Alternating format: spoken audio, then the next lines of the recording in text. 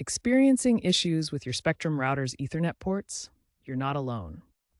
First, let's clarify the basics. Ethernet ports, also known as LAN ports, use RJ45 jacks and gigabit Ethernet, 10/100,000 Mbps for a stable, high-speed wired connection, bypassing Wi-Fi for better speeds and lower latency.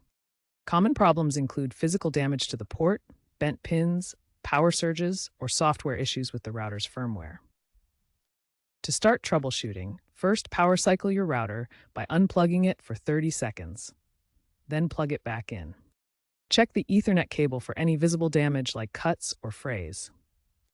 Ensure the cable is securely connected to both the router and your device. Look at the port lights on your router. A solid green light typically indicates an active connection, while a flashing light means data is being transferred. If there's no light at all, that's a sign of a potential problem.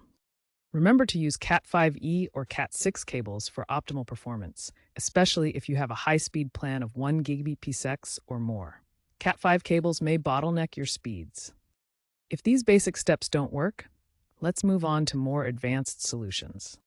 If simple troubleshooting doesn't solve the problem, a firmware update might be necessary. Spectrum often pushes updates automatically, but it's worth checking to see if yours is up to date.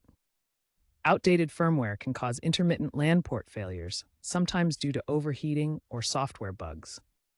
Consider that Spectrum has reduced reported issues by 30% recently, thanks to new updates. Next, verify your cable integrity. A frayed or damaged Ethernet cable can drastically reduce your speeds. Replace your existing cable with a new Cat6 cable to ensure optimal performance. If you're still experiencing issues, it could be a hardware problem with your router.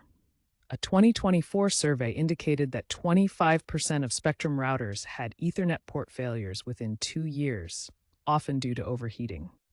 Spectrum offers a free router replacement program for customers with persistent Ethernet issues, particularly those with older routers, pre-2023 models. Contact Spectrum support to initiate a diagnostic test and see if you qualify for a replacement.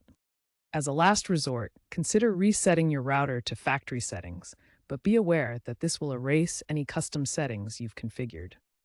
By 2030, wired connections will be even more important due to the rise in low-latency applications, so prioritizing the stability of your Ethernet ports is crucial.